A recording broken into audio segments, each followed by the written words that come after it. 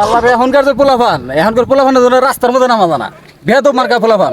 হ্যাঁ, এত বাপ মার কোনো শাশুড়ি নেই রাস্তার মধ্যে। ভাই আমি তো কাজ সাইডে দিছি গা।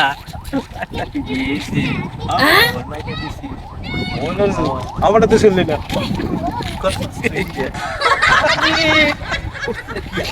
বন্ধু তুই তো কিসো, তোর তো বড় জোর আমি। পাকা সুর রে বন্ধু তুই।